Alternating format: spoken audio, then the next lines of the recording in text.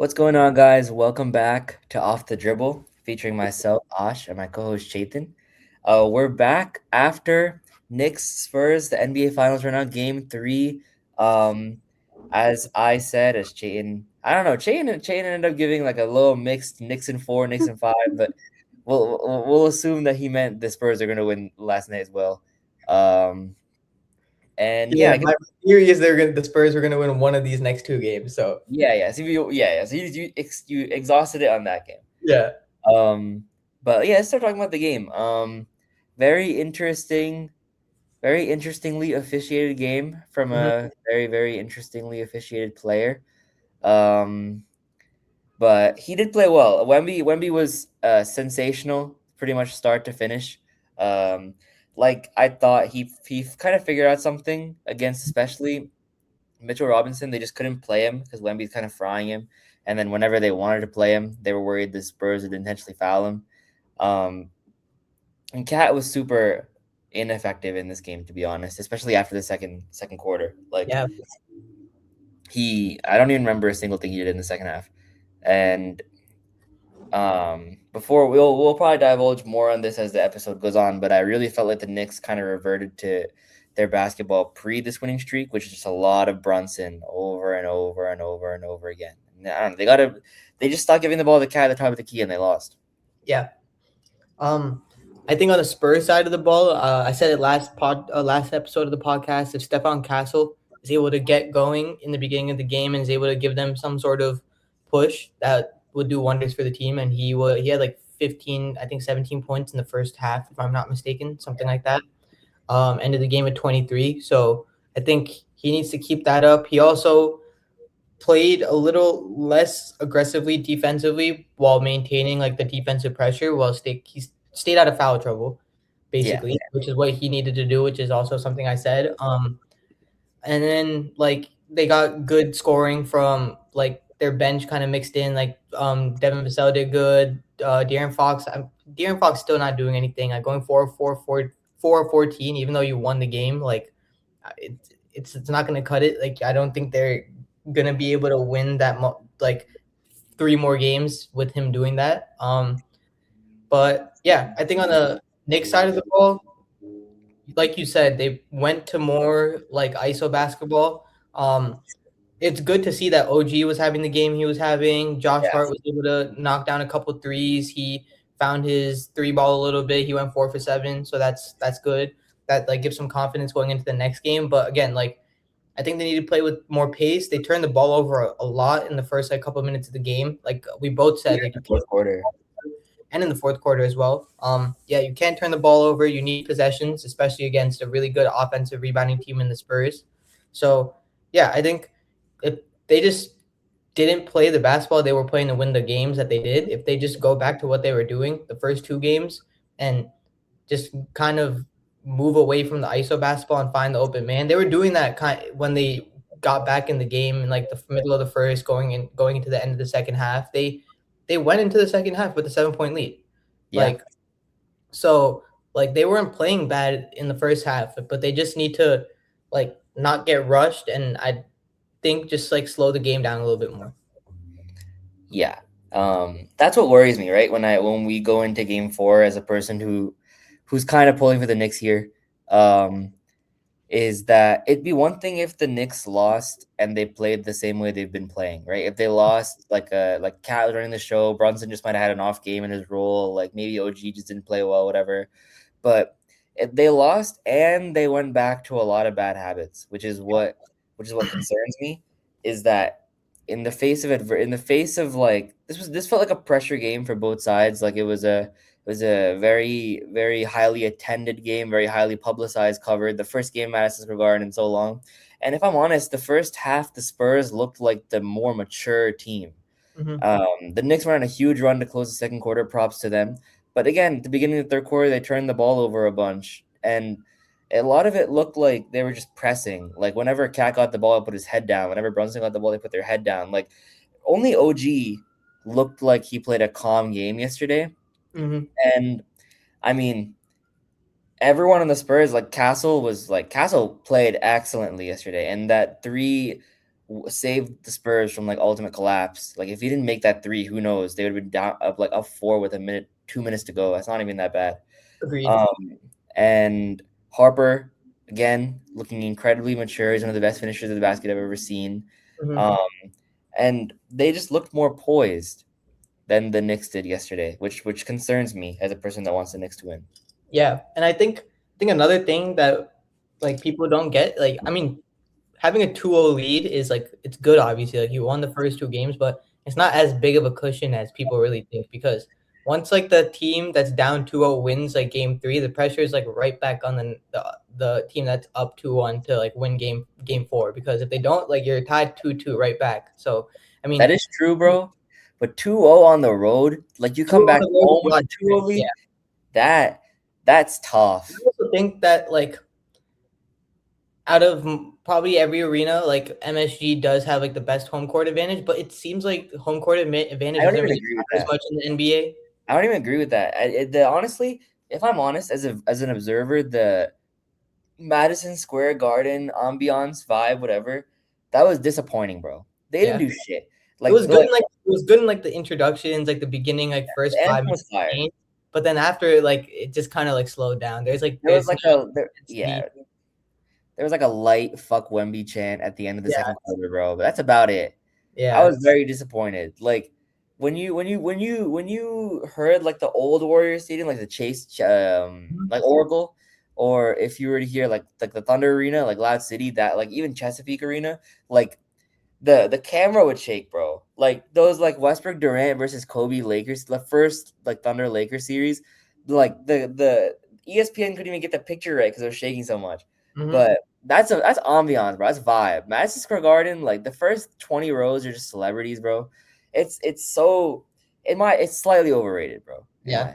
my I think overall too, like in the like obviously like OKC, like I think fans that are actually, I mean, not smaller market teams, but like more random kind of cities because the fans of those teams are probably like homegrown from there. So that probably makes a difference. But like overall, my opinion is that the, like compared to like football or like some other sports, like home court advantage is like not like super crazy. The only thing where I think it matters a little bit is like it's such a niche scenario, but like 3-point shooting role players. Like Yeah. I feel like that's like a big like I would expect Contavious Caldwell Pope to play a lot better in Memphis than anywhere else, or like in like where he's in Memphis right now, right? Yeah. Yeah, so like in Memphis or anywhere else, like I would expect like Isaiah Joe and Aaron Wiggins, those kind of players, they play well better in Oklahoma City. Like Dante DiVincenzo probably shoots better in Minnesota. Hmm. You guys are a weird team. I don't know, he might shoot better on the road. We Uh, actually play better on the yeah, road. Yeah, yeah, we play a lot worse at home. So yeah. we're a really bad example. Yeah, but I think that's the only thing. But I agree. Like in terms of the fans and shit, I don't think they give a fuck, bro. Like Yeah. it helps. It helps when you're not getting booed, I guess. But like, Mhm. does it really make a difference? Like the star players? No. Mm-mm. Agreed. Like I think like for us too, like I think the fans the only way they actually get the players into the game is like I think on the defensive end, like when we're lacking on defense and we really need to step up intensity, then they kind of get them in that end of the game. But like shooting wise and things like shooting, yeah, you're more comfortable shooting in front of your own fans, but like actually shooting the ball and like I'm not really sure how much fans can help with that. So I agree with Yeah. that. I'm gonna start going a tangent here, like a divergence here. But have you heard of the one of the rules that was proposed, or one of the competition committees was that so I don't know how much you know about cricket, but all the stadiums in cricket are different lengths, right? Hmm. So like if you're a better batting team, your stadium will probably have more like ground to cover because they know you can make that distance. Yeah. Um, so basketball is the only sport where there's no difference between all the NBA courts. Like all Yep. the NFL stadiums, like one has a dome, one doesn't. Like all the baseball fields have like different heights and walls and stuff. So one writer was like, it'd be sick if you could impose your own like 3-point line. Like Yeah. or like if you could like change like the structure of your rim somewhere, or like if each home court could be a little different. I don't know. I guess it'd be kind of whack, but like in theory, it'd be kind of interesting. The only like team that technically has like an advantage, and that's like because of like their location is Denver. That's like one of like the only like home court advantages that comes Yeah, to mind because of that altitude. But also like NBA players always say like a lot of them say that like yeah, after they play there for a couple of years, they don't really like it doesn't affect them, and after like the first couple of minutes of the game, they get used to it. But in the playoff series, it definitely does. It definitely could put a toll on you because Ant was using a like an inhaler in the middle of the Denver series last year, so that definitely does play a part in it. Yeah, I agree. Um, but I guess we can start previewing Game 4 a little more. What do you think, as a person who thinks the Knicks are going to win the next two games, what do you think the Knicks have to change, or do you think the Knicks will change to win the next game? Yeah, I think um you said the same thing. Like Cat was playing too much on top of the key. That's where he likes to operate, but the ball was in his hands like for too long. Like at every point he had the ball. Like if he was coming off a double, like he didn't pass it out in time. He was just kind of like holding the ball with no intention. I think they need to play with the purpose. They need to play with intention, and even when Wemby's in the game, like they had some success attacking the rim. Like OG was able to attack the rim some successfully at certain times. Cat was able to do it. So I think they need to still do that. They relied on their role players like Jordan Clarkson and OG did have like hot shooting nights, but I still think like you gotta keep attacking like they did the first two games and keep that intensity going. And defensively, like I don't. They were aggressive with Wemby, but I feel like the intensity kind of slowed down as the game went on. Like they need to stay as physical as they could be. Again, Mitchell Robinson was kind of played out of this game. I think that's going to be a thing that we see the rest of the series. So we might see the Knicks go smaller a lot of times because his Cat was in foul trouble too last game. So if that keeps happening and you can't play Mitchell Robinson, that's a disadvantage for them. So Cat needs to stay out of foul trouble so he's able to, because he's like Wemby's best matchup if he's on the court, offensively and defensively. But yeah, and then on the Spurs side, I think like with Wemby, like I think you just go for the pick and roll every single time because that was just working over and over again. I don't get why they don't do it over and over again because like there's not a way to stop it. I think Wemby even said he's like, if the alley oop is there, like I'm gonna do it. Like it's the easiest shot in basketball, so like might as well keep trying to go for it. So I think he kind of already said like what they're gonna do. Yeah. Um, I think the Spurs will win tomorrow. I still have Knicks in 6. But I think if the Knicks win tomorrow, they're gonna win in 5. So I just want my prediction to be closer to right, if anything. Mhm. But I do worry about how the Knicks will take a loss. The last time the Knicks lost was the first day of the NFL draft. Mhm. That feels like an eternity ago, bro. Yeah. And you probably feel like that to them too. The Spurs have came back down in every series. I think they've been down, and they were down 3-2 to us. With and like they know how to handle adversity. Mhm. So I think going into a game 4 where like you're right, like a 2-0 lead feels great until it's a 2-1 lead. And Yeah. for some reason, like even though the Knicks have 2 wins already, it feels like they have just as much pressure to win this game as the Spurs do, which I mean it makes for a great viewing experience, but it felt like their good fortunes only lasted one game, which is kind of crazy. Um, but I do think Wemby found something in the second half of game 2, and I think you detail exactly what he found. If he gets enough rim pressure, Catches doesn't have the vertical ability to keep him off the those alley oops. Mhm. So once he's able to get all those shots closer to the basket, his jump shots started to fall too. He has that little fadeaway going, and he's like his defensive impact is at an all time high. Like he's able to keep Brunson out of the rim just off his presence. Like the only person willing to consistently attack him at this point is OG, especially when Cat is phasing himself out of the offense. So along with the fact that Stephon Castle has found something, Dylan Harper is still playing like not like a rookie, like he's playing like a 3-4 year pro. I I like the Spurs to win tomorrow, but I then I then expect the Knicks to bounce back and win the next two games. I think that's a good take because the Nick, even though like we've been saying throughout the playoffs, oh the Spurs are young, they're gonna like hit that roadblock. They really haven't. Like you said, they were down 3-2 against you guys.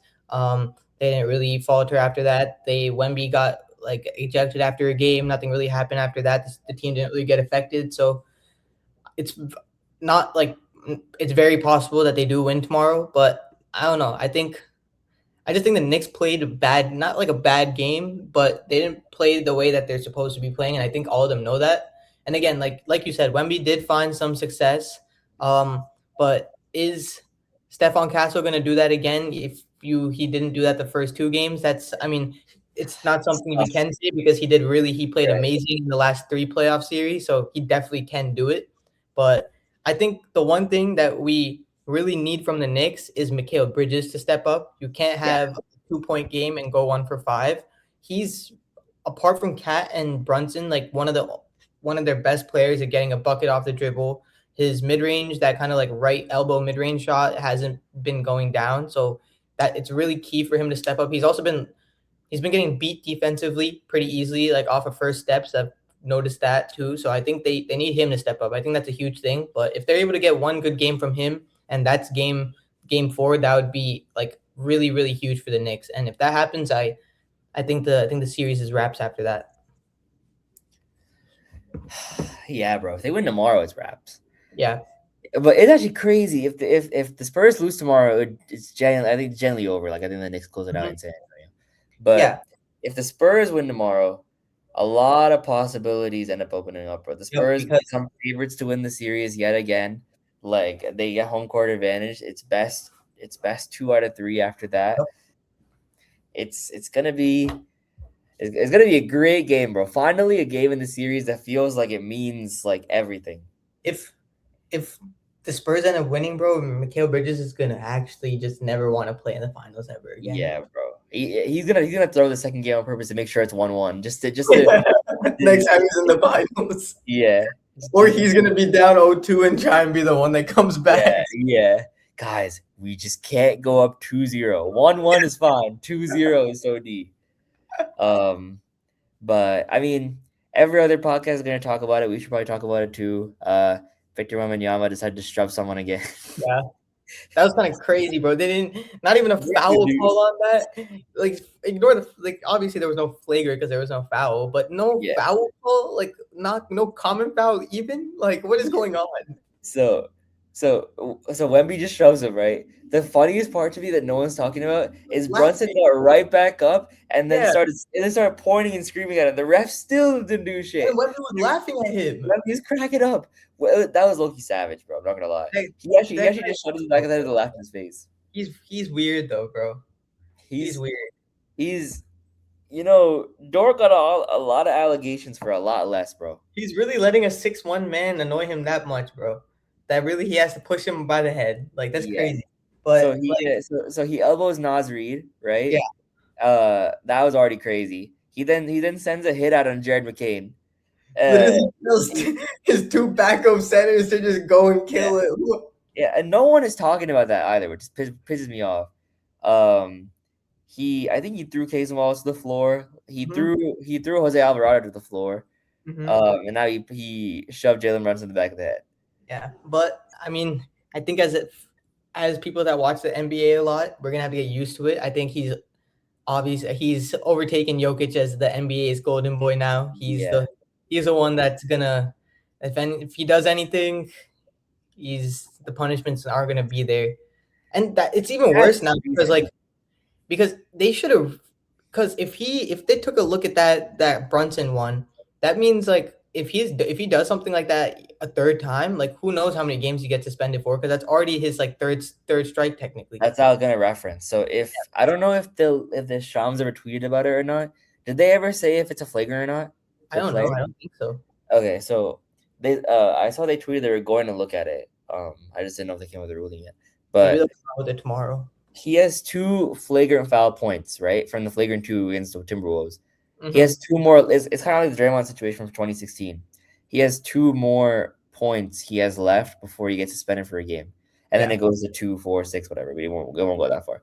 But so if he gets a flagrant 1, which I think he should, he just shoved him in the back of the head for Brunson had his jersey in his hand to be fair, but that doesn't excuse you shoving someone in the back of the head, in my opinion. He like he didn't grab him, but like he like had him and just like pushed him to the ground. Yeah, that's 100% a flagrant 1. So that would be 3 points. And the interesting thing about a flagrant 1 is that intent doesn't matter, right? How many flagrant 1s have you seen from like landing space closeouts or or like a missed contest that like hits someone in the head or something. And Wemby, the way he plays defense is so aggressive, right? So he could just come up with a flagrant one out of nowhere. Like he wouldn't even be intending to be dirty, and he would have got a flagrant one, and then he's Yep. out for a game. That's why this ruling is so significant. But I think I will be shocked if they give him a flagrant, bro. No fine for an elbow, no fine for missing media in the Yeah, Thunder dude, series. that's I'll be crazy, bro. No fine for missing media is insane when you're fining players like 50 grand for dropping like the F bomb in an interview. Like I will say, bro, you're at paying least you're at paying least the guy to show up to the interview and he's not showing up to the interview. I will say, bro, at least Jokic got fined 100 bands for saying no homo, bro. Yeah. Yeah, even Jokic, the previous NBA Golden Boy, was still getting fined. This is crazy, bro. Like a fine after not after it's so evident that he literally looked at Nas and then elbowed him in the head. Yeah, Not no, I'm pretty sure you're supposed to get fined $2,000 at least for a yeah, flagrant. Like it's yeah. in the NBA rulebook. Yeah, I'm hoping that they meant they fined in the 2 bands, but no additional fine. That's not. They I'm didn't I'm even hoping fine the two bands. they didn't find the 2 bands. Are we sure? That's 100%. Fuck, Yeah, bro, I'm pretty that's sure really like bad. 99% sure they didn't find him the two bands. That's crazy, bro. Because when the report came out, it was just no fine, no suspension. That's crazy. Like It's not even about the 2 bands though, because like, what the fuck is 2 bands to Wemby? But it's like it's a the principle. It's a principle. yeah, like the rule is there. You're the one saying it's Yeah, supposed to happen, so like do it. yeah. It's crazy. In my opinion, he's dirty. Yeah. I've seen enough, bro. Like, if let's be honest, like we give Dylan Brooks a lot of shit, right? Mm-hmm. He's just an agitator, bro. People are calling him dirty. I feel like he hasn't thrown punches, has he? Am I tripping? Like Who? Dylan Brooks. Dylan Brooks has he's never thrown punches. I feel like he's just an irritant, bro. Like I feel like he's definitely like on the more physical side, but he was never throwing elbows, bro. He's never dirty though either. Like he's never like trying to like do any. He's just like really physical on defense. He'll hand check you a lot. He'll poke at your like chest when you're like trying to like post up Maybe and he'll stuff give like you a that. little shove, but elbows Yeah. are crazy. He'll give you like a little shoulder check when you're running down the court or something like that, but nothing that you're gonna like nothing Yeah. crazy. I've low key come to terms with like not liking. I wouldn't say no. Nah, he's funny, bro. And the shit he was doing after was really funny, bro. Yeah. I low key agree with him now when he said I low key clowned him when he said he thinks he's better than Julius Randle. He is definitely better than Julius Randle. He might be better than Julius Randle, bro. Yeah. He's tough. He'd be a perfect Thunder player. I'd be Mhm. really interesting if we can get him in a trade. That'd be cool. That'd be really funny. Cool. But I mean, he's from Canada. I'm pretty sure like Shay and him have a good relationship, anyways. They're like boys, bro. Yeah. That's why the Shea underdog, like the operation, like I mean, do you see the game? Yeah. Yeah. That's why it's cool that Dylan did it, not like Yeah. but yeah, Wemby. Yeah, I don't know. Like they're not gonna do anything. Let's be honest. Like we're gonna go to game 4. We're gonna have to act like this never happened. Yeah. Agreed. It's just something we're gonna have to deal with. Yeah. But yeah, our prediction. Well, my prediction is that the Knicks are gonna win 3-1, and they'll go up 3-1. Ash's is that the Spurs will tie the series 2-2, and then the Knicks will win the next 2 and win in 6. So we'll see what happens tomorrow in game 4. But is there anything else you wanted to add other than what we talked about? Nope. We'll be back right after game 4, so that'd be the Thursday. Thursday. We'll be back then. Yep. And then game 5 will be on Saturday. Game 5 is back in San Antonio, right? So it'll be back. It'll be on Saturday. So the episode we'll record Thursday, and the episode will be out Friday for you guys, the day before the game. We'll also have some clips from this episode, and clips for our future episodes. So keep looking out for that. And follow us on Instagram, YouTube, and TikTok at OffTheDribble Pod. And we will see you guys next episode. Peace.